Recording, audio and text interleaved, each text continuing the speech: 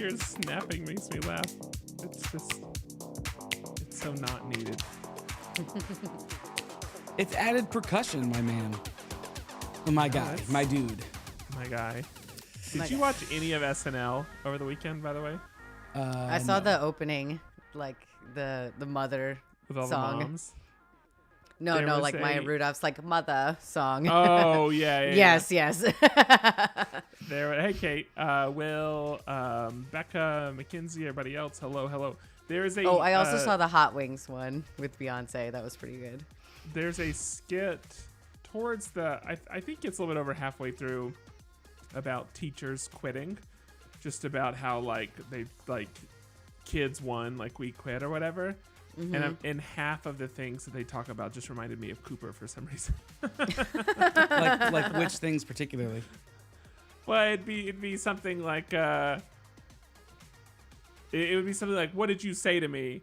And then it would be like, "You told me I had a funny looking neck," or something like that. And I could just imagine Cooper saying that to someone. I don't know, or like it was talking about like screen name being like Poop Feast 420 and stuff like that. And it's just all stuff that I was like, yeah, this is probably Cooper and all his friends. Like, exactly. That's pretty good. You should go watch it. I'm certainly not doing it justice. It honestly wasn't. It was kind of a letdown of an episode, though, if I'm honest. Like, I expected with Maya Rudolph there that it would be a little bit better. I've only seen those two things, which I thought were both really funny, but I did think the Beyonce one like went on a little too long because like you got the joke immediately. Well, that's the thing. Yeah. That's the thing with Maya Rudolph. That is honestly the thing about Maya Rudolph. She is, as a character, she goes on about 2 to 3 minutes too long.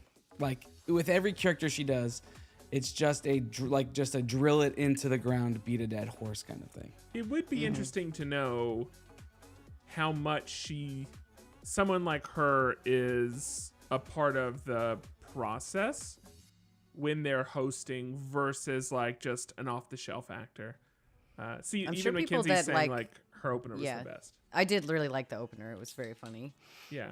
I enjoyed Weekend Update. It was pretty good just because basically everything Chase said fell flat the entire time, and so that was great to watch. Appreciated the Tom Sandoval joke. That was very funny. It's been interesting. So we watched Eurovision this week, and I'll talk about it briefly in the podcast. Mm-hmm. But they made a Gilmore Girls joke during Eurovision, which I did not expect from Eurovision set in Malmo, Sweden, to get a Gilmore Girls joke in they just 2024, the year of our Lord. It was wild. That was just for Will. Will, if you were watching Eurovision, they knew. They knew. Okay, well, why don't we get things started? Like, what are we waiting for? You know, like we're all three here for at least a short time because no one knows how long any of us really have, right? And so much to talk about. Hey, that feels too real right now. But anyway. So why don't we get things started? Okay. On the Muppet Show tonight. It's been a week since I've podcasted, or 2 weeks since I've podcasted, so my mouth has forgotten how to do it. Face charges. Okay, sorry. Kick us in because I'm reading an update on what I'm going to talk about. So, kick us in. Okay, that's a thing we say, I guess. Did I say that? Yes, you said kick us in. Whatever. Same thing. Okay, here we go, everybody. What happened to my notes? Where'd they go? Here they are. They're hiding. Got it. Here we go. 3 and 2 and 1 and... You guys were dead on. That was perfect. Welcome to episode 555 of the podcast. Try this again. That would be a good name for a podcast. Has anybody taken that yet? The podcast. And it's just reviews of other podcasts. I don't think that's true, by the way, Will. You know, okay, let's try this again. No, I just did reviews of other podcasts. It wasn't called the podcast, but I have been on. Go ahead. A podcast. Here we go. Yeah. Welcome to episode 555 of the Pop Culture Roundtable, the podcast that's been staring into the sky for the last 3 days, and we still aren't seeing any green lights. In this episode, we talk about The Circle Season 6, Harris Reed, and Cosmic Encounters. I'm Andrew Sale. I'm Lauren Rubin. I'm Patrick Hill. So make sure your Borealis has been auroraed because it's time for another episode. You've got... Nope. I was going to make nothing. What I still can't see it. Well, wait, what was the joke you were going to make? What were you going to say? Nothing. It's not important. Just forget about it. Auroraed is a hard word to say for me. Yeah, Do you Aurora. want to do it again, or are you happy with it? No, I'm good with it. I'm good. Okay, it's great. fine. So make sure The your fact is, it's hard Borealis to has say. been auroraed. I don't know that I can say it any smoother. Auroraed. Auroraed. Auroraed. The rural juror. The Roger. Yeah. It sounds like a D&D name. Like It does. Oh man. Okay. We just gotta start the episode so I can talk about the things that you just said. We like to kick off every episode by going around the table, which is where we talk about things that are new, fun, and noteworthy about our weeks. Patrick, you look like somebody who's got headphones on and wants to talk about their week. Why don't you start for us with but your words? Real quick, though, where were you? Where? You weren't here last week, right? Oh, yeah. Where was I? that's a personal question, Patrick. I know. Where was I though? Oh, I was on an offsite retreat. Yeah, that's right. Well, that sounds okay. cool. Well, great. Now that that's cleared up, I want to talk about one thing that's timely and another thing that's timely. The first thing that's timely, Eurovision just happened. Really wanted to go to Eurovision this year. Unfortunately, couldn't make that happen. It was in Malmo, Sweden. However, might have been a good year to maybe miss out because the drama was incredible. Or maybe that means it would have been a good year to be there. I'm not What are you sure. talking about? But basically, you've probably all seen the movie. Eurovision is a song contest between a bunch of countries. Ultimately, 26 acts go to the final. They compete over the course of about 4 hours. They perform. Votes are tallied. There's, I think, a big percentage, maybe like 60% or something of the vote comes from the audience, 40% from the judges, and then they crown a winner every year. And this year, the winner was Nemo. Congratulations, Nemo, from Switzerland, which means next year, Eurovision will be in Switzerland. But in terms of the drama, a couple big things that happens. Number one, the performer from the Netherlands, I think it was like Juiced or something like that.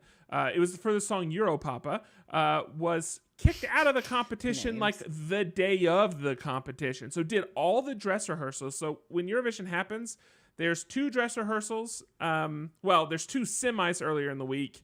Then there's a dress rehearsal, and then there's a family show before the actual like the final show that people watch on Saturday.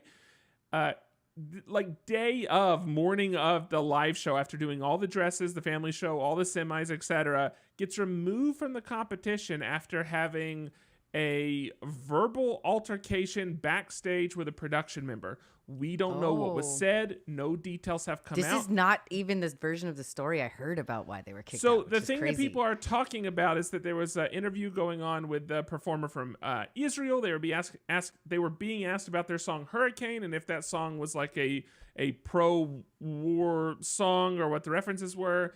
The person was told they don't have to answer, and then the performer from the Netherlands spoke up and was like, why don't they have to answer? And so that's the part people kind of talk about, but something continued behind the scenes. We don't know what it was, but I just saw a news report like 2 minutes ago before starting the show that potentially like Dutch authorities are going to bring charges against Okay, this see, that's person. what I heard is like there were police involved. So I was like, I thought it was like something was like it's like a crime was committed more than like a verbal argument. So like I've heard it's interesting that we've all heard different things. Nothing has been said beyond verbal altercation, and even with in terms of potentially being charged with something, it seems like it will be around verbal threats. But we don't know what was said. We don't know what happened. All we know is day of the show, it went from 26 performers to 25 performers. And then the drama also continued. There were a lot of anti-Israel protests that were happening at the show. I know Bambi Thug, who ended up getting 6. Awesome performance, by the way. But Bambi Thug, Irish performer, had some like lettering scrawled across. It was either her face or her chest, and it's from like this very, very like ancient language that people don't use. And then someone figured out like the day before the live show that actually it was a pro-Palestinian message just using this old language. And so she had to remove that. The singer from Israel that wrote Hurricane had to rewrite the lyrics to make them more abstract. And then there were protests outside. There were people booing in the auditorium. It was a wild event. By the way, the theme of this year's Eurovision was United by Music. And that is 100% true that was the theme the entire time. And it was incredibly drama-filled. So the show itself, I love the production. I probably love the production more than the songs. I thought last year was better. This was still a good year. Some good performances, probably 6 or 7 that I'll revisit. Nemo seems like a awesome person. Yeah. Glad they won. Nemo is less controversial than the girl that sings Tattoo, Laureen, that won last year. All that said, lots of drama around this year. It'll be interesting to see how it affects Eurovision moving forward. But if you don't watch Eurovision, then you know what that reminds me of is that scene from Family Guy where they're just finished throwing all the guns into the fire, and then the Stewie squid like mutation horde comes to start killing everybody, and he goes, "Hey Jim, remember the other day you were asking about irony?"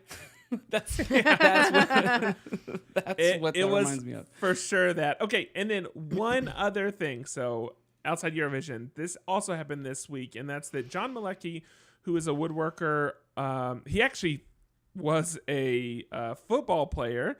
He played for the Steelers, but now he's a YouTube woodworker. So he's got just shy of 1 million followers on YouTube. Stylistically, some of the ugliest stuff I've ever seen.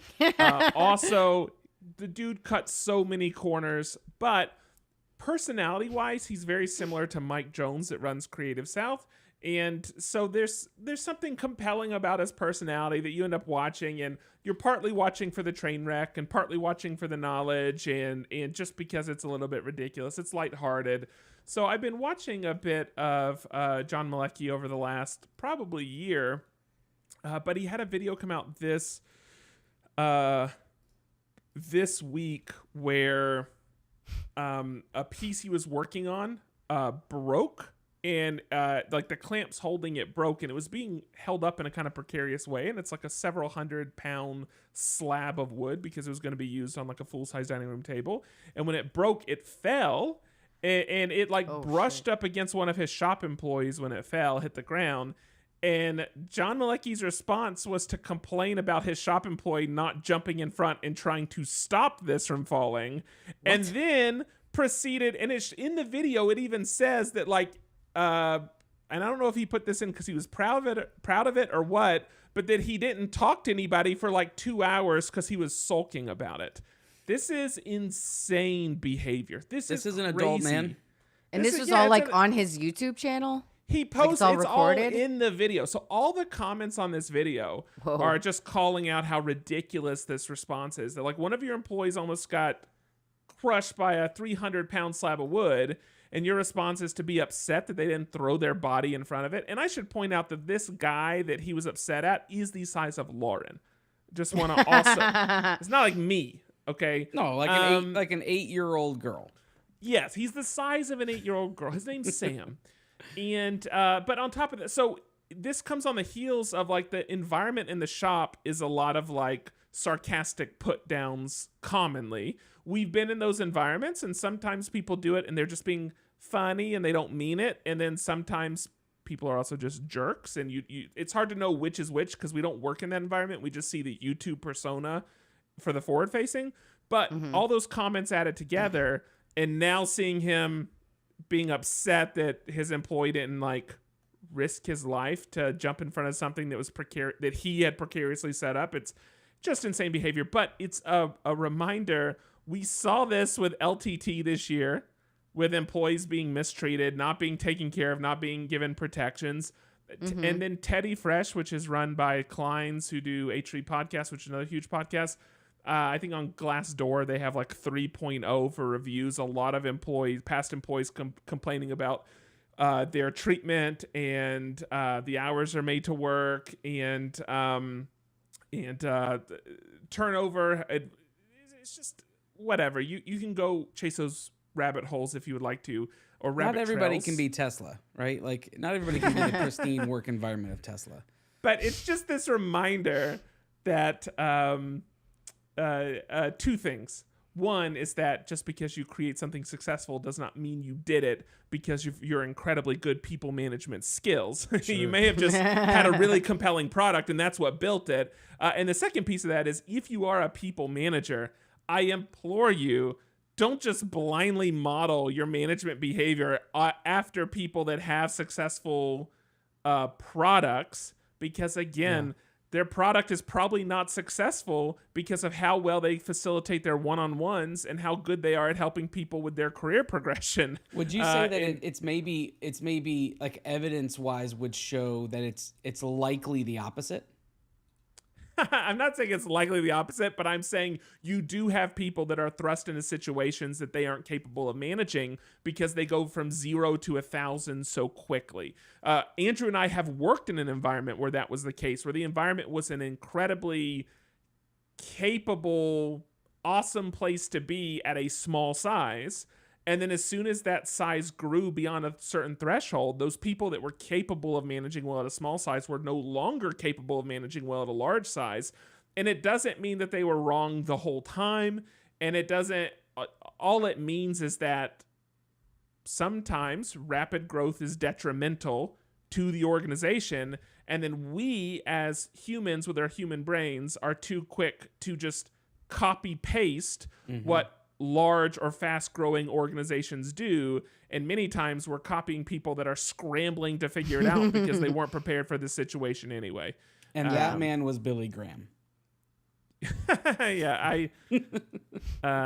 Anyway, so hey, and a good example, thank you, a good example is people that just blindly copy Elon Musk's example. And my last note, I'm just going to throw this out here and walk away from it, and whoever wants to talk to me about it can talk to me about it later. But Theranos, Elizabeth Holmes. Yeah. So Theranos, the DVD that there was a DVD. Oh my gosh, there was a documentary is what I meant to say. There's several. There was a great VHS tape about Theranos. There's a great documentary about Theranos, Elizabeth Holmes, all that stuff. I just want to put out there that Elizabeth Holmes and Elon Musk play from the exact same playbook, and the only difference is that Elon Musk's engineers managed to get something delivered before it entered the grounds of like being illegal, and Theranos' engineers did not manage to do that, and otherwise they are exactly the same. So if you want to have that conversation with me, I would love to have that conversation with you. I feel like that's absolutely accurate, especially after like, I don't know how I got involved or like this ended up in my algorithm, but TikTok keeps showing me like videos of Cybertrucks falling apart and stuff. And they're the same people, same playbook. There is no difference. Neither one of them is smarter than the other one. So if you think one of them is dumb, they're both dumb. And if you think they're both geniuses, then you might be dumb. Okay, so then this probably isn't the podcast for you. You and I should not talk. Then on second thought, don't talk to me. I rescind my invitation. All right, Lauren, it's not that I don't love hearing from you, but Andrew, tell me more about You're gonna be mad. Because I got something. I'm done. I know you want to talk about, but it's all good. Okay. For my time, I'm gonna concede my time to Lauren. I'm just kidding. I'm going to talk about a handful of things in rapid succession. One, I'm leaving this week. I'm heading to Disney for a couple of days. Becca, we're flying down to Florida. Becca has a couple of appointments, and then we are going to Disney for a few days, and then we're packing up a van and driving back across to Texas to bring the rest of her stuff and her dog. So this time next week, we will be on the road traveling with a little dog in the car, and so that's going to be fun. We're going to. What'd you say? What kind of dog is it? It is, so his name is Hercules. He's about 30 pounds. He's about this big. We think he's Why is your response like, You would think that he just said like the dog's name was Cupcake the way you responded. His name's Because Hercules. I think that is a cute name for a dog. It makes me like Sandlot. That dog is very cute. Yeah. We think he's a combination of Chihuahua and German Shepherd. He has like the face and body type of a German Shepherd, but like the size of a Chihuahua. And he's an asshole like a Chihuahua. I was like, I hope the German Shepherd was the mom. Why, Lauren? Explain it. Explain it to us.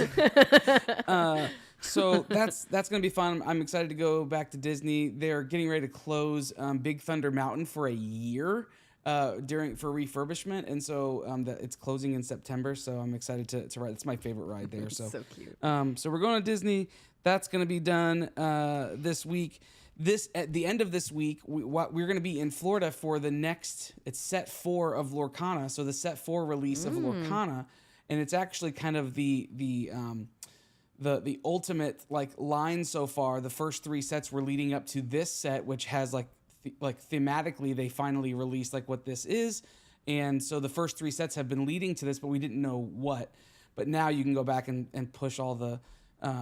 You can put all of like the pieces together to find this out. The 4th set is called Ursula's Return, and with this set, they're introducing a whole new mechanic in this set that is a 1 to 4 player co-op where you play against a board essentially.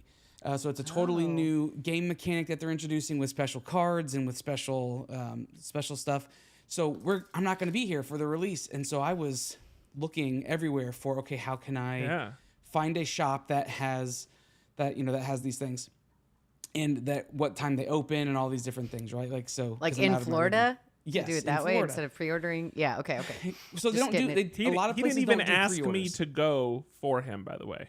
Patrick, you wouldn't go for yourself. It doesn't mean I wouldn't do something for you, but you didn't even ask me. Okay, Patrick, you want to go for me? How much will you pay him? Yeah, exactly. So yeah, I called around a couple places. I and actually, found a place. depending on the day, just so you know, I It's actually Friday. might be willing to go. It's always and Friday. And if JP's going with me, it's always throwing it Friday. out there. So it's Friday the 17th, this Friday. So I found a place and I called them Roll and for said, persuasion. "Hey, are you doing a release day? Are you doing release day Lorcana stuff?" And they said, "Yeah, actually, we're doing a midnight release, which is awesome. It means I don't have to get up at 3 o'clock in the morning and sit overnight, right? Like I can just go in the evening." And on top of that, I miss those days. He let me pre-order. He said pre-orders have to be done in person, and you could just come at midnight and pick it up and go.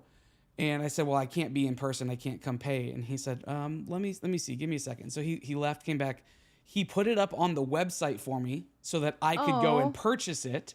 And so I was able to pre-purchase all the stuff that I need to nice. get. And so this Friday, I'll be going in Port St. Lucie to a shop to pick up stuff for Lorcana. So I'm not going to give me the name of the shop so I can put it in the notes. Okay, I think it's called Sky High Cards or Sky High Comics or something. This Friday. Yeah, it's this Friday. Oh, I'm busy. Yeah, exactly. So that was really nice of him. The guy was super cool. And then, so we'll go get that. And then that morning, we'll wake up, we'll go home and sleep. And then that next morning, we'll go to Magic Kingdom. So that'll be a lot of fun. Be a whole Disney day. Yeah. So that's happening. And then something that did happen that I don't think you guys talked about last week. I popped in and out last week as I could. But did you guys talk about the escape room? Mm-mm. We did not talk about the escape room. So Patrick and Mackenzie and Becca and I did an escape room last weekend. And it was fun. It was one of those things. Sky High Comics and Games. There you go. Thank you. It was fun. It was a room that was, how would you describe it, Patrick? So the thing was called Saboteur. Sure. I don't understand, really. The theme didn't seem like it fit the look of the room. No, but that's because the room was supposed to be like 9 individuals meeting at a cabin because it's their yearly trip into the woods. Yeah. And so it was supposed to look like the inside of a cabin decorated with like some wild game and golf clubs and then wine and cigars and things like that. A poker table and stuff like that. It was, but the way this was a very different way of a very different function for an escape room than we've had before, because this was like playing a real world Clue. So you were given nine people who would have been it, and then like 7 accomplices that it could be, and then like 6 motives. And as you went through the room, you found different cards. As you unlocked puzzles, you found different cards that had either a person on it who was like the main guy or the main girl, an accomplice, or a motive card. And so as you went, you just crossed things off like you would in Clue, and then until you finally got to what you made your guess essentially to the to the house. And so it was really unique. We had some things that we didn't love about it, but overall it was a very well put together room. Wouldn't you say, Patrick? Yeah, 8 out of 10, probably, something like that. It's difficult because the escape game that we go to is those rooms are just so incredibly well done. So it's hard like that's the 10 out of 10. So it's hard to compare anything to that. But no, I would say for the most part, it was a very good, very enjoyable room. And even though it was for a smaller group of people, you didn't have to follow a linear path. So everybody could kind of split up, do their own thing. So that was all very helpful for our group. And we were able to switch back and forth on puzzles.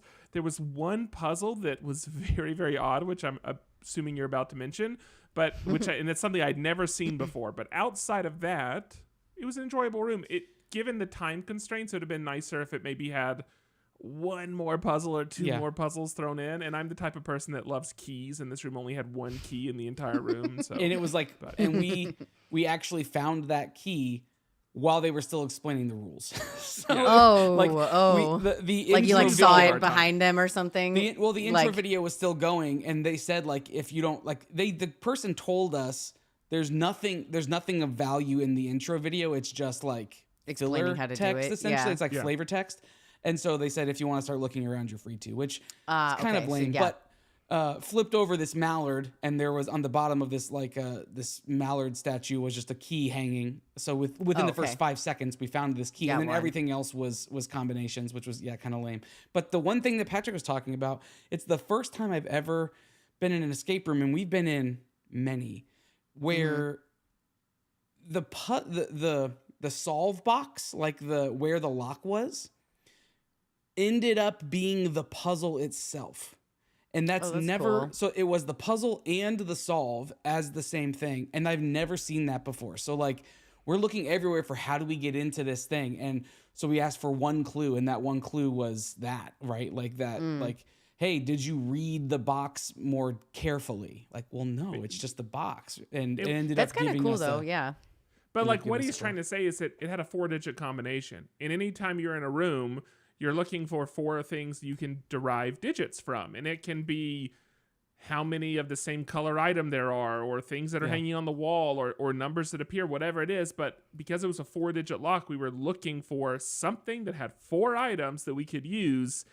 And it turns out the way we got the combination was just by making an assumption about something that was not even in the room. Yes, it was outside knowledge.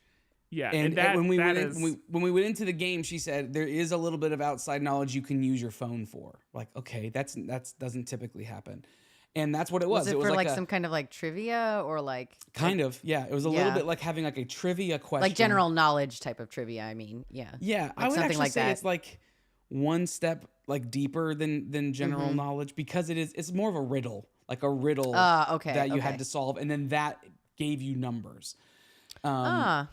I did something like that. Yeah. Don't Anyway, say it was a negative. I didn't like it. I mean, it sounds kind of cool, but like maybe I'm just picturing it wrong. So if the entire room was constructed of things like that, or if we had ever experienced anything like that before, then maybe, like if that was a regular thing. But maybe sure. But it's like leaving a lock in the room, and the person that built the room is hoping that you have the correct key on your car keys that you brought with you. That's the analogy, and to me that's poor design. So yeah, and that's fair. And the other piece that I didn't love about the design of this room is they had like label maker labels on things all around that didn't ultimately, like, some of them contributed to the game and other ones were just like, this is a prop, don't mess with it. No, not distractions, but just like, don't turn over, or not necessarily, like, whatever, do not touch, like that. So they literally had stuff that's like, don't fuck with this, like. Yeah, and there's a lot of escape rooms that do have stuff like that, but they tackle it in a different way. A black and white label maker label is not the appropriate way. It breaks the theming immediately. Especially weird though that if sometimes it is important for the game and then not. Right. But, okay. Yeah. And so the instructions on this box were in that same label maker label. So like it very quickly became background noise for us. So we would never have thought to read that as an instruction for how to solve a puzzle for this actual box. So this is such a good update to my janitor puzzle that I'm going to build one day. I should have a electrical box on the wall, and it just needs to have a label maker label that says like do not open, but the correct key is inside that box. I have a label maker, so it got you there. Have you shared publicly what that game is? I didn't think you did you? No, I haven't. Okay, that's a good room. Like I really want to make that room because like I think it would be annoying and frustrating and hilarious. It's a room that we'll have to explain to you off air, Lauren, because if Patrick explains it here, for sure someone's taking that. I kind of want to build it for my birthday one year and then have people run it at my birthday. Yeah. I love that. I'm totally into that. But nobody tell anybody about the electrical box because that would be a fun addition. Yeah, everybody. Yeah, just forget about this, please. Well, it's gonna be a whole year from now because your birthday just happened. So the chances of like people remembering this little detail all the way till then, slim. I'll remember it. We'll probably be running it. Two final things. One is I realized this past week that I haven't drawn anything in 2024. And that made me super sad. And so that's all. So I'm just saying that I was out like, loud. did you fix it? Nope, didn't. It's been really busy. But and you're about to go on vacation / moving. I'm saying it out loud as a way to hopefully generate accountability or motivation to actually sketch something or draw something. And then that's weird. What? Our motivation must swap because I have built more things in the last couple of months, like in terms of like if you design stuff then I develop stuff. I have spent more development time in the past couple months than I have in like years. Like I'm getting so much stuff done. Yeah, I don't have that motivation. It's gone to other things. So the final thing is, I understand. I've been binge listening to Dimension 20 Fantasy High junior year. Yes. I'm all caught up, and I'm so glad that I'm caught up because Yes! I thought that it was over. I thought that it was the finale. I thought I had hit the finale, and I was like, I'm not ready for this thing to be over. And also, it feels like this is going to wrap up really fast, and then realize, no, the season's not done. It's still there's active. 2 more episodes. Yeah. So, very excited about that. I am so happy to hear this because like I've been watching all season like week to week and I've been really enjoying it, but I feel like the last few weeks the story has really picked up and like been getting like really excited about it, and I don't have anyone to talk to about it who's like all the way caught up, so we will have to like stay on after this. So we're able to chat about that. So if you've not watched Dimension 20, this is the best season yet. They have different themes, obviously, and there's different seasons that have different things. This is my favorite season of Fantasy High for sure. Yeah, and on top of that, the production value has gone through the roof. And they have all these behind the scenes like little vignettes from the different actors and the different characters and even like the production and the crew. And so I would 100% recommend people to check this out, and it's so good. Just the minis alone, Patrick. Like at some point I just need to show you some of the sets that they do for the battles and the minis that they do. They just go over and above on these. Yeah, they're these so minis, cool. So.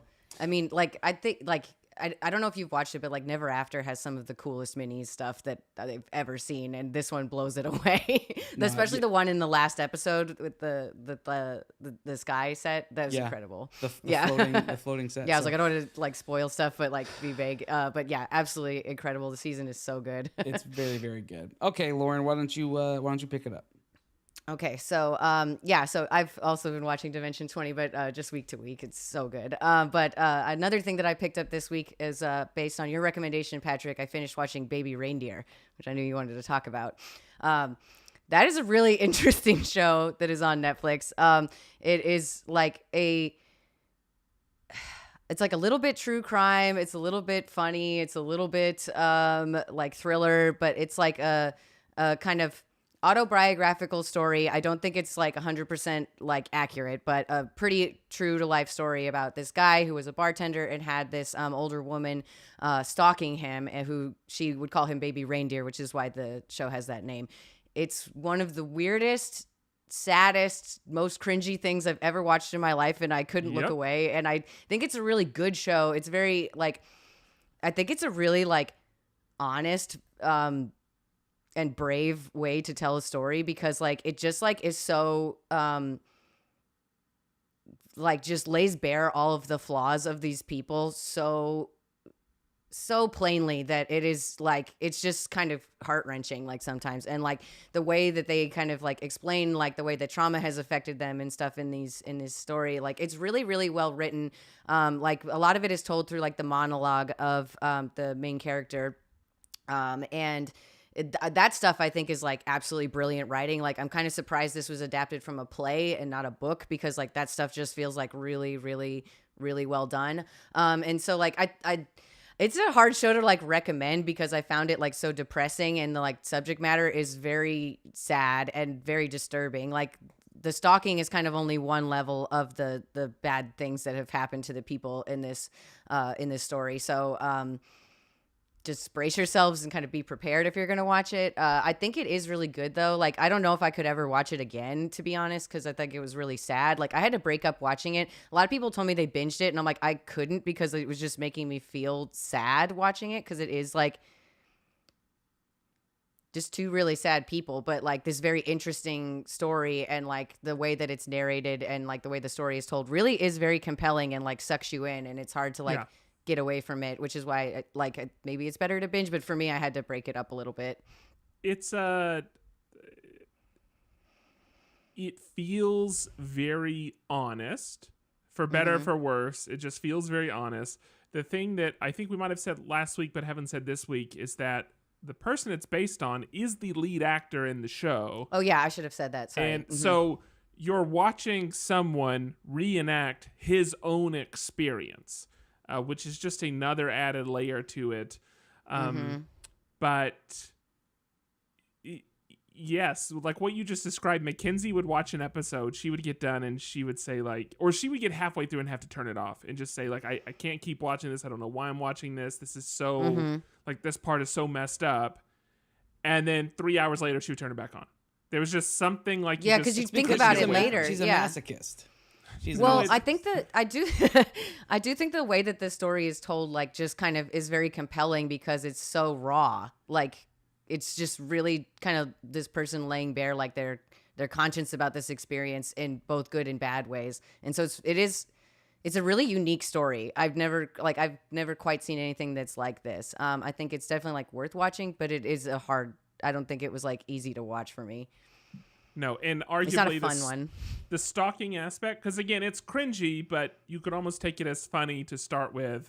That ends up being somehow the most lighthearted part of the series.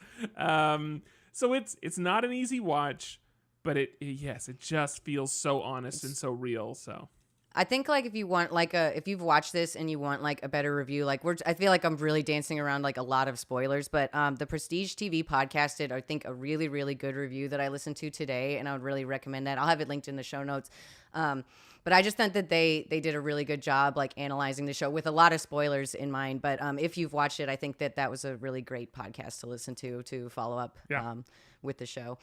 And they kind of go into like a little more of like the real story and kind of the stuff that happens with the fame angle in the story. It's very interesting though. And I've seen a lot of stuff now where like the woman, like Martha, I don't think is like her real name, but like that woman in real life has like started talking to the press as well. So like she's now come back in his life in a weird way, which is weird to think about. Like, So there's a crazy story where a reporter from The Sun interviewed her, and then it was either Sun or the Daily Mail.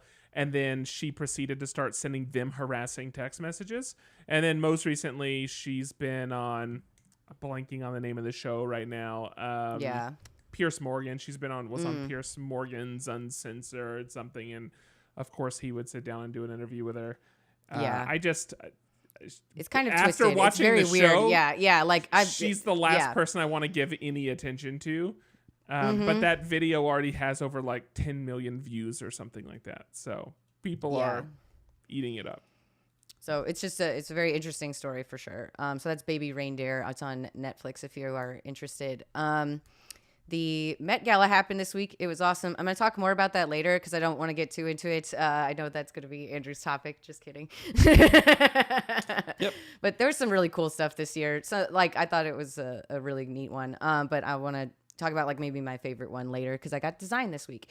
I did want to shout out like a little fun thing though is there's a cosplay Met Gala that happens every year as well, which is like it's at a convention. It's kind of in a different convention every year, but it's run by a few cosplayers and they kind of take the inspiration that's very similar where they have a theme every year and then people create like cosplay inspired Met Gala outfits. And I've got a link here for where you can see some Instagram reels of the last like few years that they've been doing this. It's kind of cool to watch over time because it's really like evolved and like people have gotten more and more into it and there's more and more people.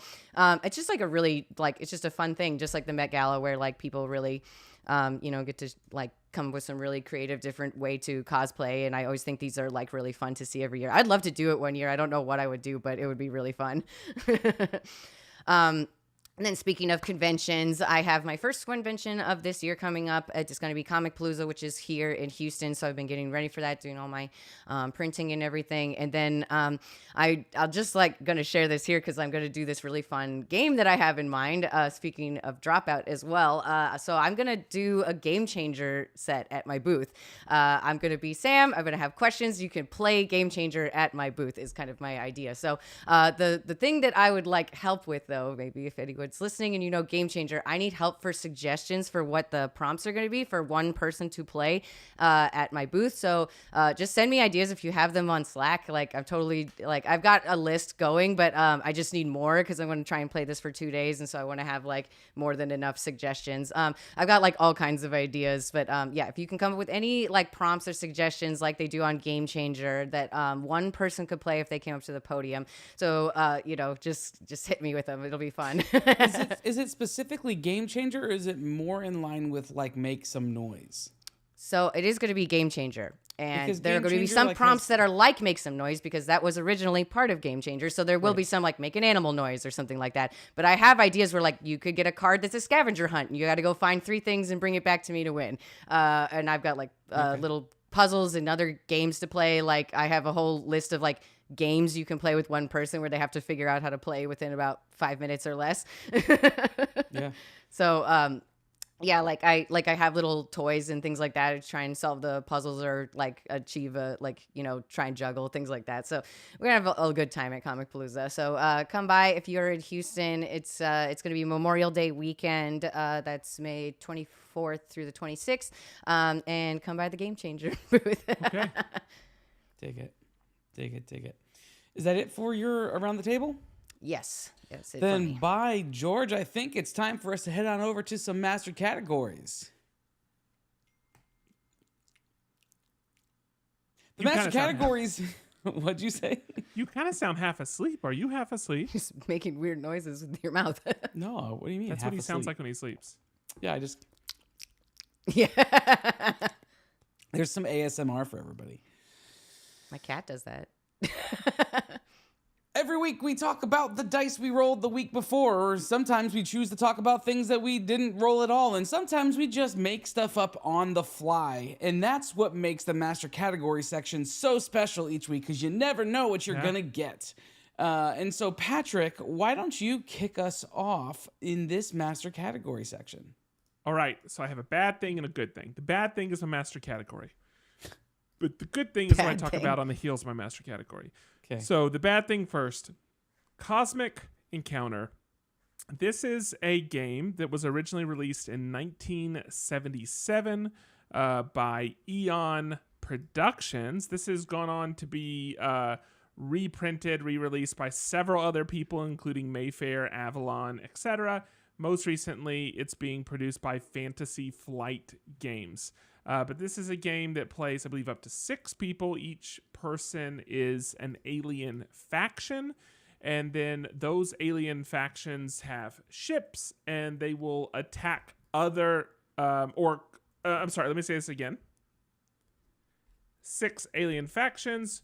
Those factions each have planets and ships, and your goal is to take your ships and colonize other alien factions' planets. That's what you're trying to do, and once you colonize 5 other planets, game is over.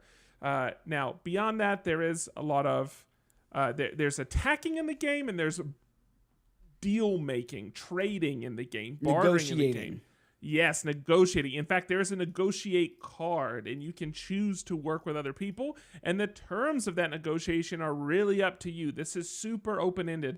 Unless we were reading a truncated set of rules and it's actually well-defined, I think you can basically negotiate anything you want to negotiate. Do you know that the rules are in a comic book form? Did you catch that? Oh, that's so cool. I did see that. So it's a political game in that sense. But you go in a circle. You have to engage a faction. You have to do that. But when you do that, you can either attack them, you try to negotiate with them, and then as part of those actions, you try to recruit other alien factions to work with you. So again, a lot of politics involved, which means inevitably your table will start choosing sides. People will start consistently working with each other. Yeah. And then at some point in the game, the idea is that someone will get so close to the end that everybody will turn on them to try to prevent them from winning, which I think is supposed to be meant to balance the game in a way, like prevent someone from just running away and someone getting like left dead last. That said, here's why this game is bad.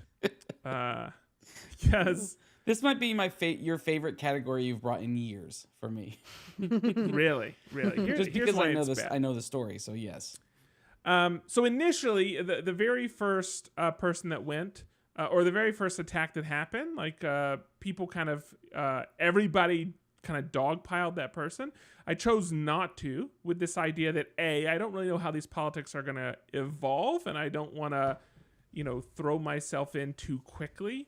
And B, if everybody's going to dogpile this person, what prevents them from just dogpiling each successive person? So from that standpoint... Are those the only reasons? Because I thought there was another more diplomatic reason why you also... And what would that be? Just that you know that the person who was getting dogpiled on in the first one may not have the best reputation among the people sitting at the table, and you wanted to give them a better shot. It was their first time doing a game night at my house. Yes. Not the first interaction with them, but no. So I felt for me, it was very clear you were being a good host. Not primarily strategy, but primarily driven by your hospitality. That said, that decision would haunt me for the next hour and a half that it takes to play this godforsaken game. It didn't take that long. It absolutely took every bit of an hour and a half. We made it through 2 games, and it took us from 8 p.m. to 1 a.m. So that game took an hour and a half. One of those games was the thing at Infection at Outpost. Oh, that game takes a long time. Exactly, yeah.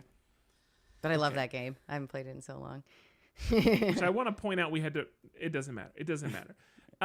So here's the issue. The issue is that if you attack someone or you defend someone, you don't always get rewarded for that. So over the course of the game, I was successful on something like 45% of the missions that I participated with. So this is either as attacker or as defender, all right? 45% success rate. It's not a winning rate, but it's not bad. I mean, it's not nothing. I did not receive, for the first, really, we already had someone that had 3, was already over halfway to winning the game. I did not receive anything. I didn't get a card. I didn't get a ship back. I didn't get a point. I got nothing with a 45% success rate for the things that I participated in. That's insane. Meanwhile, there's been other times. Go ahead, Patrick. On top of that, every faction has a single special ability. Okay? Some factions can exercise that ability every single every turn. And I don't mean their turn. I mean on everyone's turn. So some people over the course of a round, if there's 5 people playing, can exercise their ability 5 times. I, on the other hand, had an ability that I could only exercise on my turn, so 1 time per round, and on top of that, after waiting 4 rounds to get to me, having it no was point. Probably 6 or 7 rounds because some of us did two. Oh yeah, if you win, you can do double. That's right. Yeah. After waiting all this time for it to get to me, no points on the board, 45% success rate, nothing to show for it. My only ability I can use 1 time got blocked by the person beside me. Even though our actions take place in there's no time definition for when our actions, there is, but there isn't. It's still like an open box kind of. But he had played the game before, and so he just yelled before me, and so I didn't. Andrew, are you smiling like that because it was you? No, I'm smiling because the 2 of them were across the table from me, so I was watching this happen as if I were watching a film. So I didn't get to do my only special action, and guess what? The game ended before it got to me again. So I played this game. I played this game, never got to use my special ability, 45% success rate, didn't get anything from it. The only reason I got any points in the game is because people like Michael or Andrew felt bad for me in the last few minutes of the game points. And basically just gave me points. I actively handed him cards. Apparently, you're not supposed to be able to do that, but I'm like, I don't care. I'm giving you this card. And then the game ended because 2 people just made a deal where they just both traded enough ships where they just both got max points and won at the same time.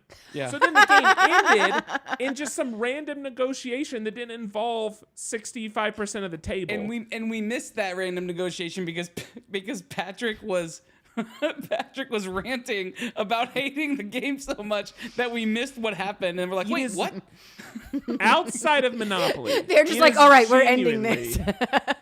No, I would rather play Monopoly than play this game. This is genuinely the worst game I have ever played. And it's not, it doesn't have to do with me losing. I lose Only lots 5%. of stuff. I'm fine with losing. But it is not good for a player to be successful participating and doing game actions and get literally nothing for it. And I think this is a caveat that you're not making clear. I failed several attempts, and even in some of my failures, still got stuff from it because I negotiated with people. Sure. And so I would fail some of my attempts and still get a card out of it. And meanwhile, Patrick was succeeding in half the time and not getting anything. And that's the thing. You could have choose to align with someone else and go through the whole process, everything. And at the last minute, they could decide to just negotiate them points for themselves and just cut you out of it. Even though, you stuck your neck out. It's insane. Now, on top of that, the cards, I think there's an imbalance just in the deck makeup because you get way too many of these, plus 10 unit cards or plus 20 unit cards. You can only play 1 at a time, but by the time the game ended, I had 15 of them in my hand, so that doesn't make any sense. So there's you can only play them on your turn. You can only play them on your turn, and you can only play 1 of them, so they're completely useless. And the problem is there were only a couple that we saw really, really high level cards, and so when you know someone has that, those cards make you so unbeatable that it just kind of makes sure you can just steamroll everybody else, which is that was the thing, right? So that was my biggest issue was this guy's the guy that ultimately screwed over Patrick multiple times. Yeah. He had this card and he was using it as an example as he was showing us how to play, and then after he had showed us all the examples of how to play, he put it back into his hand, and we found out that's the highest card you could possibly get. Those are very rare cards to get. Right. Mm-hmm. And so we knew he had this plus 40 in his hand, and his special ability was to be able to keep any cards he plays on his turn. So he was always able to pull that card back into his hand. So it was like genuinely like an unbeatable situation. Yeah. Which I do think is it is. I feel like we were playing something like we were playing with like a 10 or 15% like differential of what the actual we were playing it wrong, because otherwise it's just a bad game. Because that's the thing, there are other special cards in the deck, but I'm telling you, by the time the game ended, if I had 15 cards in my hand, I had 2 that were actually playable, but I could only play them on my turn, and I never even got a second turn. You know what? And everything else was just useless. So my hand didn't do anything for me. Crazy, awful game. If you want to check it out, it's Cosmic Encounters. Don't. There's a reason. There's a reason that Parker Brothers or whatever passed on publishing it. But one good thing came out of the night, and that is my new pet dragon. So my friend Michael 3D printed this dragon for me. It's a multicolor. That's cool. And yeah, it's chrome it's and just it's like wiggly. Almost like this. This chromatic, like purple to blue to green, whatever thing. And it was 3D printed in such a way that it's like holding a big movable skeleton. Yeah. Oh, that's great. Or like one of those snakes that you got like in the treasure box. in the wiggle. kindergarten. Because I guess you print it with all these like dissolvable supports. So you make it like a solid object, and those supports go away, and then you're left with this like interlocked piece. It's really, really awesome. So one thing he's hoping to do is he's wanting to make a 3D print a chainmail shirt. And the hope is that you actually 3D print it folded with all those supports in place, and when you dissolve all those supports away, then you can just unfold it, and it's a full-size shirt that you can print in one go. You'll for sure be able to see your nipples through that, right? Like That's the only reason I'm getting it. Okay. I'm gonna cut that out on my. He's making it for you. No. He doesn't have a printer that big. He's gonna start printing it now. It'll be done. I mean, either August. way, you'd have to make like squares and sew them together, so to speak. But I also saw a thing this week where this girl that I follow online, she made like not exactly like standard chainmail links, but made custom chainmail links with a 3D printer, where it was like basically kind of like a circle that had like a hole on the top and the bottom, and then you could use that to make like this bigger pattern. It looked really cool. She's like a chainmail artist, so she made like her own basically like custom rings, and then like combined those 3D printed rings with like actual metal chainmail rings to like link them all together and made this really cool custom hood. I'll put a picture of this because it was very cool. Well, that's what Michael's gonna make for Patrick. Yeah, very cool for his next birthday. So that's it. Terrible game. Don't buy it. Don't play it. Waste of time. Patrick, I want you to throw it to me. How much did you really hate it? and I'll tell you why in a second. Okay, Andrew, please take over. So I actually genuinely do think that the game was a good example of a social experiment, because early in the game, very early in the game, like the third round, it was my turn, and I had never played this game, and you have all these, because it's so kind of open-ended that you can do pretty much whatever you want, right, to a certain extent. I made some moves early where I told the guy that Patrick was talking about that he wanted to negotiate with me because he didn't think he could win, and I said, okay, sure, I'll negotiate with you. And so I had other people relying on me who had already aligned with me, and so I said that I would negotiate. The way that you negotiate is you each have to play a negotiate card. You put it face down. Oh, you can't. You put negotiating it down, is a mechanic, not an actual chat. You put the cards down, face down, and then you flip them over at the same time. If they're both negotiate cards, then you get to negotiate. If you flip the cards and one of them is a negotiate and the other one is an encounter card with some sort of power on it, then the person who flips the negotiate card automatically loses.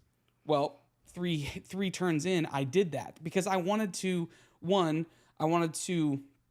give something back to the guys who decided to align with me. I wanted to reward them, but also I wanted to test out this mechanic in this game where not a lot of games a lot of games are on rails, and this game is not on rails at all. It's kind of like the Wild West, right? Like space Wild West.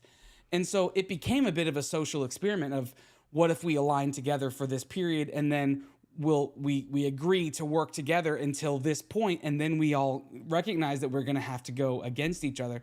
And so I do think that as much as you didn't like the gameplay of it, it was a very interesting social experiment sitting at the table. So that being said, this week I'm talking about The Circle Season 6. And we've talked about The Circle before. I'm not going to go too deep into the general mechanics of the game. It is a social experiment, quite literally, like capital S social, because the whole thing takes place.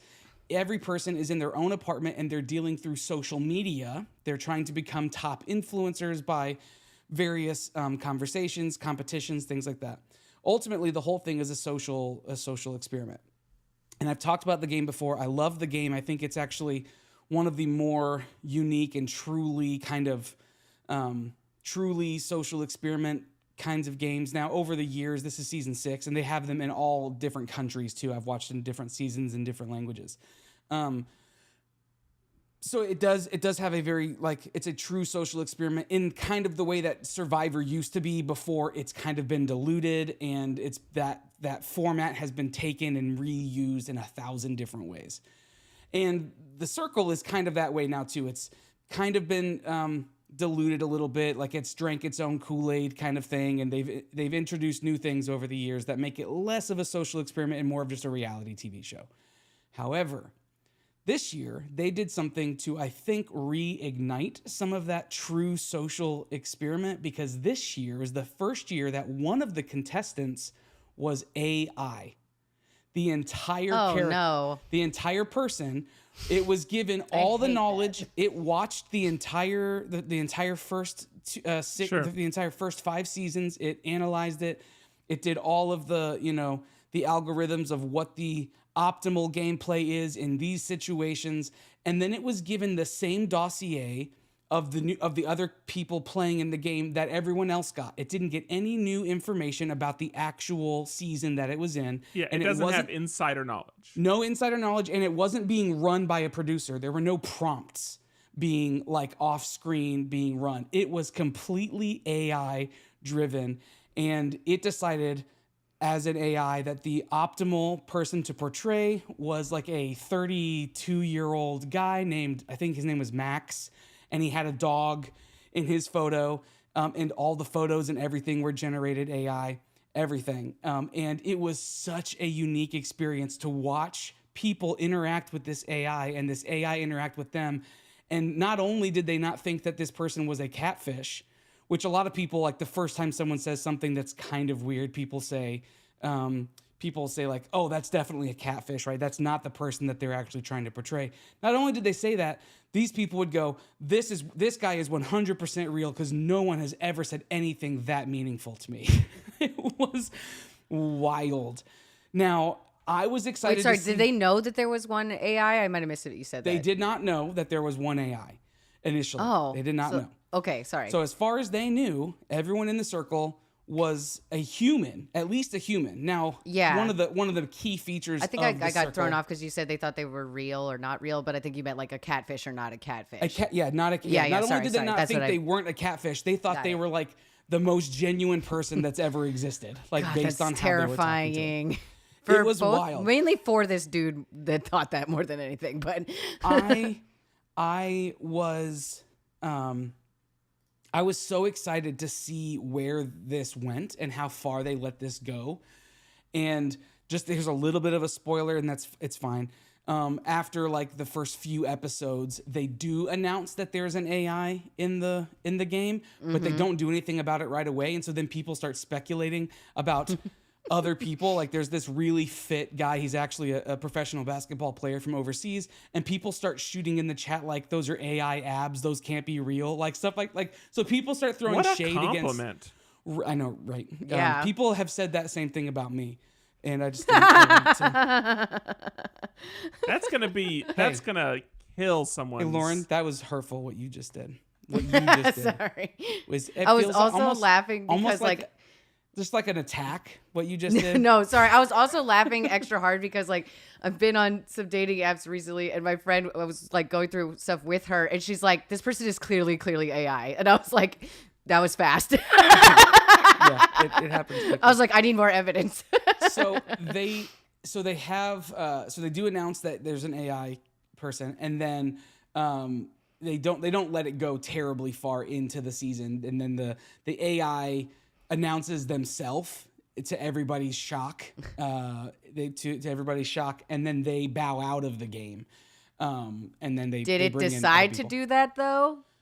I think that was part of the the season, was they were going to let this run for a certain period of time, and then they were going to pull it just to see how it plays. But talk about introducing a social experiment, unlike one that we've seen thus far, right? And it was wild to see, and I was totally here for it. The stuff that it would come up with, it would say statistics. Like someone would ask them a question, and then it would just run, and it would talk out loud, and it would say like, statistics show that in this situation, I'm 42% more likely to do this if I respond in this way. And then they would generate this thing and send it out to people. And then people are reading these things back in their voice, and just bringing so much emotion to it, and bringing so much and they're like, oh, Max, oh, like it was crazy. Wow. I wish they would have let the AI pick their favorite contestant.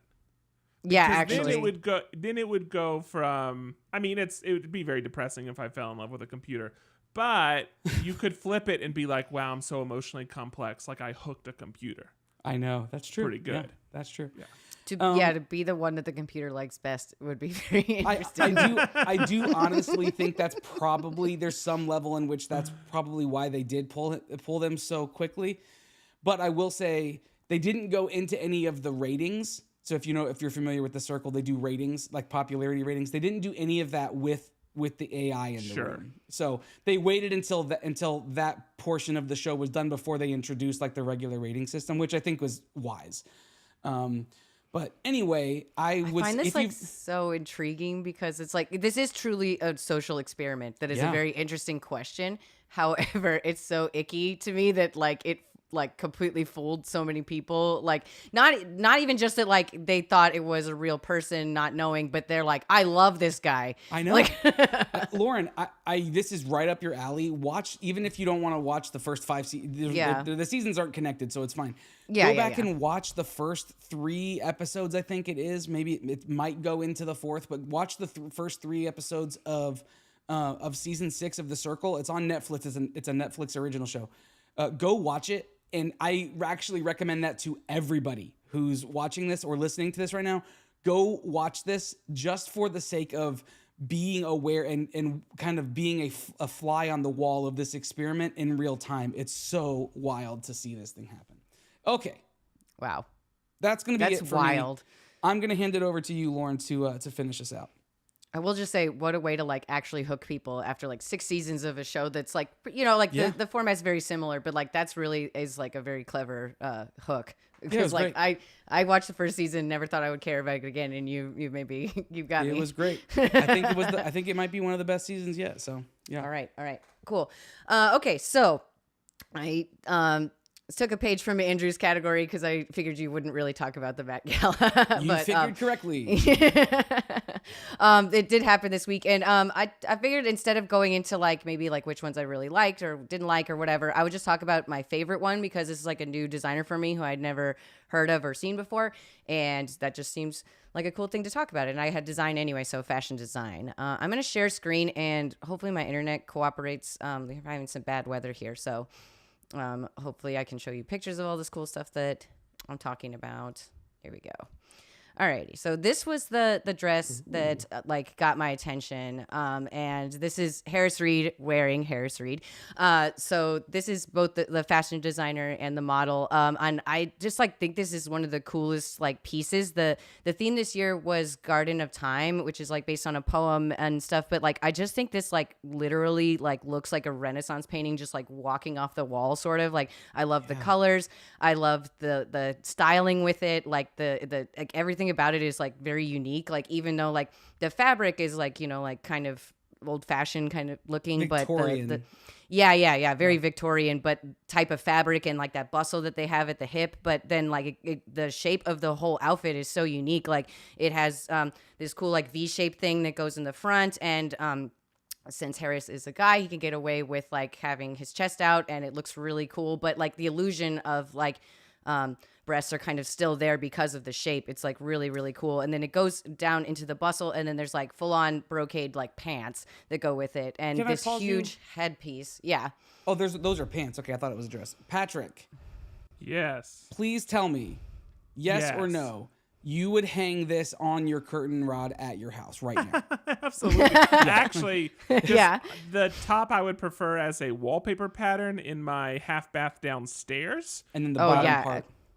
Yeah. Bottom part, it would complement bottom part is your, more curtains for the bedroom. This is Patrick's ideal house decor. Just it's important that people know that that's true. It's not a joke. That's not for the entertainment value. This is true, it's offline. Yeah, true yeah, about just Patrick. kind of this style. Yeah. Yeah. I think it's really cool because it's kind of like mixing old and new ideas. Like I think this headpiece is really cool too. Like this kind of halo shaped headpiece seems to kind of be like a trademark for this designer, which is really cool. Like done different stuff, and the way that the like feathers become arrows, I think is like super cool. Yeah. Because it's using something that's like I think that's like a very cool thing I've noticed when you look at his designs is that like it's very like soft and hard mixed together. So taking something like a feather, which is inherently like soft and delicate, and making it into like a weapon, like an arrow, I think is like just cool. Honestly, just really cool ideas here.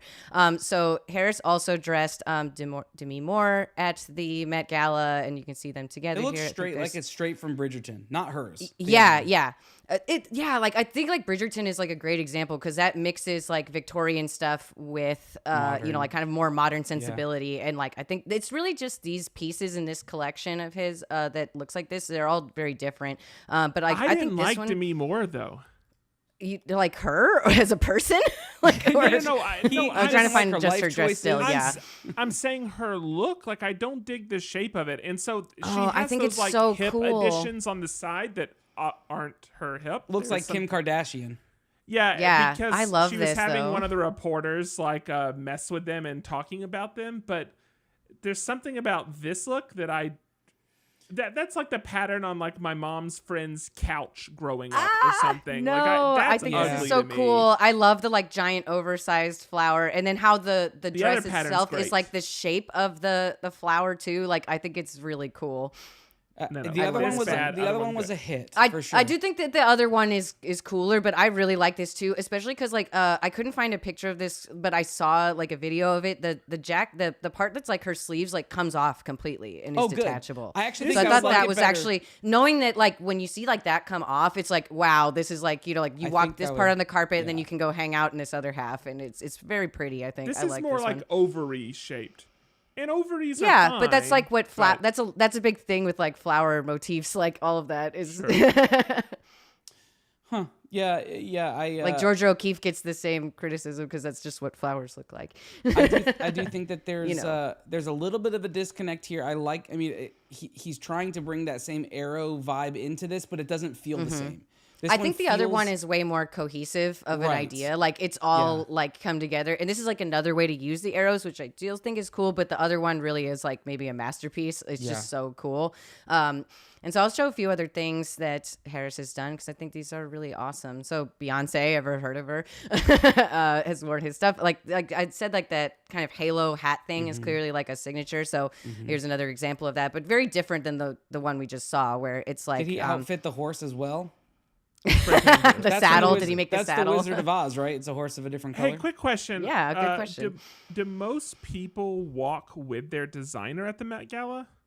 No, not really. I think that it's like I'm just kind of reading about like Harris over the last couple of days. It's very interesting because like he is like kind of like handpicked by Anna Wintour, who's like not only the like creator of the Met Gala, but she's basically like Meryl Streep's character in Devil Wears Prada. She's who she is based on, like is Anna Wintour. So she is like the Vogue, the Met Gala lady, and she was like, "Hey, come be a part of this." So it makes sense that he like was allowed to walk the red carpet with a celebrity, especially also seeing the outfit. It's like, yeah, this was like made for you almost like the way that their hair like goes into it, like matches the outfit so perfectly. It's like very cool.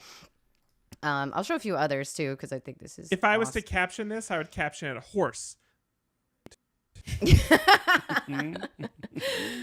I think this one's really cool and very different because it is like truly like gender fluid, where like it's like a little bit of like masculine and feminine. It's like really really different. Never seen anything like this. I Is think he it's very holding cool. it at his waist, or is it falling No, off I of think his body? I think it's meant to sort of fall off. Like there's no top. It's just pants. Yeah. Okay. It seems like you can only wear that standing on stairs though, because you'd just be tripping over it. Yeah, everywhere. that's Yeah. I was trying to find them. I think this has more pictures of different dresses in the collection that these two that were at the Met Gala came from. I just think this is like really cool stuff. Things I've never seen before, like really creative. I think it's very exciting. Yeah. And this designer is only 27 years old. So they'll be like, I think we'll be like seeing a lot of their stuff in the future. Like all of this is cool. They've worked with like Beyonce, Miley Cyrus, Harry Styles, Nicki Minaj, Cardi B, Shakira. Like there's a lot of big celebrity clients. A lot of indie artists. Yeah, people you've never heard of. As you go down here, there's like Naomi Campbell, like big people. So I think like this is just awesome. I thought this was super fun. Oh, that's for Carnival. Yeah, exactly. Carnival. But really, really cool stuff. So Harris Reed is like a newer designer. Definitely recommend checking it out. I know that this is not great for our audio amigos because I'm sharing a lot of pictures, trying to describe it as best as possible. But really, the Met Gala is like something you should look at all the pictures of because it's just a visual format. That's and kind of the point. Is very cool. For us, at least. Yeah. They get to go have a cocktail party, but for us, it's the pictures. It is a visual feast. So what yes, I did enjoy. like is that there's these like handlers. Or they're kind of like skirt boys.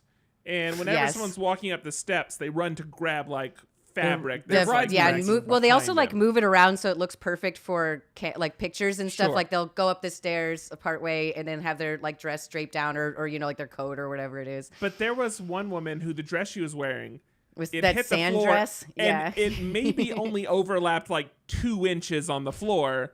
And the guy still ran up and like picked up those 2 inches to like walk with her up the stairs. Can you do that little waddle imitation again, Patrick? There you go. It's like it's not needed. It's not needed, man. Just leave it. It's fine. Like, can someone please clip Patrick doing that, please? Yeah, I feel like they should hire need to you find to the do it video. because it would be you're just such a like big person. It would be so funny. One of the guys looked like Prince Harry, by the way. One of the skirt boys looked like Prince Harry.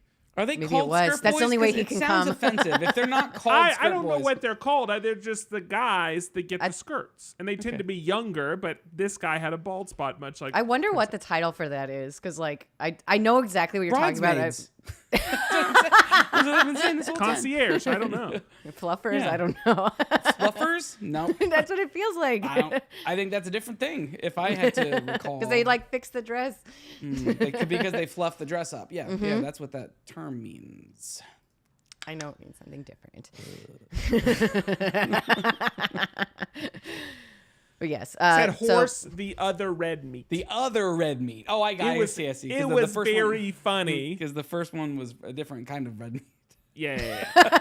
mixing too many horse metaphors. All right, well, that's going to be it for me. Okay, well, then if that's it for you, I think that's it for us. So let's roll some dice and figure out what we're talking about next week.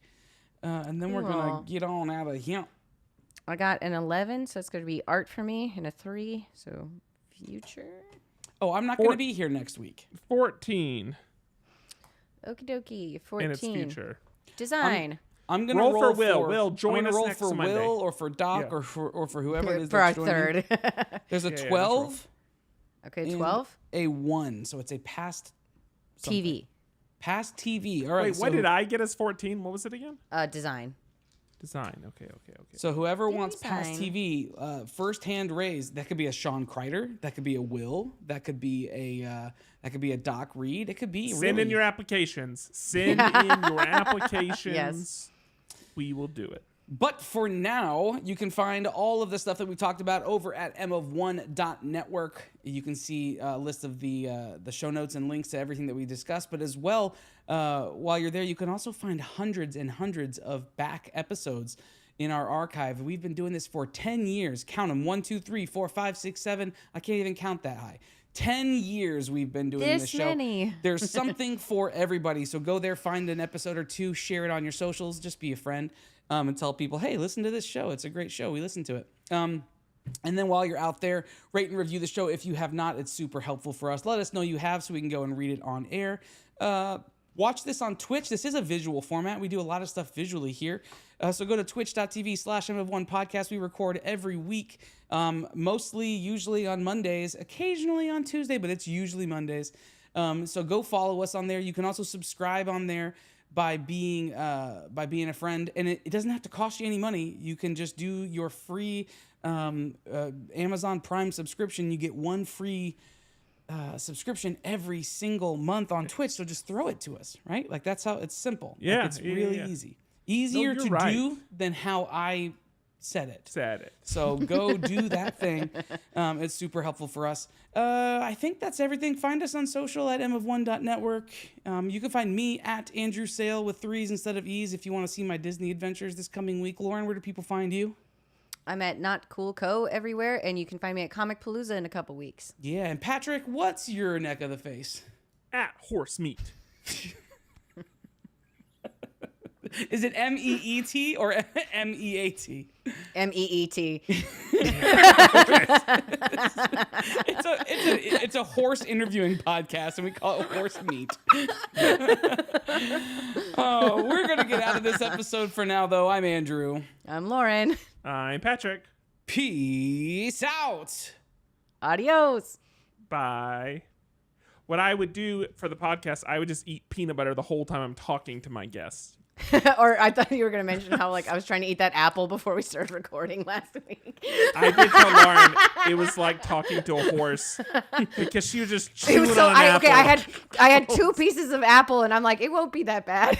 It was awful. It's like she would lean into the mic to do it every single time. I wish I could do that sound. Hey, for the people who are still here, this is not going to be on the regular show. We did find out what the name of the dog is. It's actually not a mutt. Becca's mom did figure out. Yeah, I saw that. It's a Bahamian pot cake is the breed of the dog. Okay, I'm going to show you a picture of Hercules real quick. This is. I'm so excited. This is Hercules. Okay, go ahead. Hey, by the way, excited to have in a chat, dog? do you That's so see cool. a sign up for Prime little square in like the right center of the Twitch screen? So Let me see if I can see that. cute. There's Hercules. Hercules, everybody. Yeah, I'm excited. He needs to be trained. He's not been socialized. Becca got him during COVID, and so why am I full screen? Let's go back to not being full screen. I only got COVID during COVID. So he's not ever been socialized, so he doesn't do well around other people and doesn't do well around other dogs. So we need to get him some training and stuff. But he is cute. Yeah. He's a cute little dog. He's real cute. Does he like people? That's important. No, he doesn't. He likes Becca and her mom. That's it. Okay. I had cats like that. I have a I have a scar scratch from last August when I went and moved Becca here. When I went down there to move her here after getting engaged and everything, I still have a scar on my leg from him. He's not friendly to other people. Do you imagine you're just gonna wake up at 3 a.m. and he's just gonna be like standing over you? Yeah, because he'll be in his crate. But the one time that he escapes. but we've already looked into training, so I don't think it's going to be terribly long before he's fine around people. So I think he has some anxieties, and he's got like small man syndrome, where he just overcompensates because he gets anxious. Chihuahuas are very anxious dogs. Like they just get excited and angry very quickly. I think just small dogs are that way in general. It's Bahamian ice pot. But you said it was part pop. Chihuahuas, probably. It looks it looks very Chihuahua-ish. It has something part of that. Bohemian ice pop. But a Bohemian ice pop. Please tell me the name of that, or I'm just gonna make up a version of what I think I remember it as. Cake. Okay. Bohemian pot. Bahamian. Okay. Pot cake. Yeah. What a weird name for a dog breed. I feel like this is definitely going to be the episode name because it's so random. Bohemian pot cake. I did have Aurora before, but I think this is funnier. Yeah. What's a pot cake? It's that always dog. Heard it be We in just learned brownies. Oh, it is a dog from the Bahamas or Turks and Caicos. Yeah. So pot cake is the name given to the dogs of the Bahamas. Oh, like Turks and Caicos, so maybe the cake comes from there. There you go. I don't know. But We're learning a lot about dogs today. It's Bahamian. Bahamian. Bahamian. It's from the Bahamas. Yes. So it wouldn't be Bohemian. It's not Bohemian. It's Bahamian. Yeah. Bahamian. I just like that pot word. cake. The Bahamian pot cake. Buttercream pancake. That's not how they say it. But I'm not going to say it how they might say it because I think that's probably not okay. All right. Wait, cake? Pot cake or pup cake? Would be like a cupcake with a dog on it. It'd be a cupcake for a dog that you would like. Well, it's like a pup cup like you get at Starbucks. Like Becca's mom sent us a picture of Hercules having a pup cup yesterday. Aww. So yeah. Pup cup is bring such me a one. cute word. It's just whipped cream in like a Dixie cup, Patrick. I know, but it's just cute. You can have it right now. But Just you go can't. downstairs. If you have it, you can't eat it like a normal person. You have to eat it with your tongue like a dog. Stick Yeah. your snout in there. Andrew knows I have no problem with that. No, Patrick has stuck. Where did you stick your tongue? Did you stick your tongue in my ear once? No, wait, no. What did you do? Was it your tongue in my ear? No. I think you stuck your finger out at me and I licked it or something. That was it. You sucked my finger. That was it. I remember now. For 18 minutes, he sucked I my used to finger. have a really good immune system. After 18 minutes, you were finally like, ugh. Yeah. And only No, after after 18 minutes, not after 1 18 minute minutes, before or after. I didn't need you to do it anymore. Okay, we're gonna hop out of this episode, everybody. Oh, it's been a fun And one. on that note, this All reminds right, me of the like everybody. Kipper Lily Copper Kettle and how no one can say her name right. Exactly, yeah. It's very That's that. It's from Dimension 20. You'll get it when you Yes. watch That's the it. thing We that need- they I was like, I made on I desperately Love want to talk Lucy, about it. right? Yeah. It's tasty too. It's tasty too. Vitamita Vegemin. What are you, 4 different All right. dogs? Let's go, everybody. Let's get out of here. We'll see you. They'll see you next week, and I'll see you 2 weeks from now, everybody. Yeah. Enjoy your cake pops or your pup cakes or whatever. Bye. Hold on, I want to watch this for a second. That's amazing.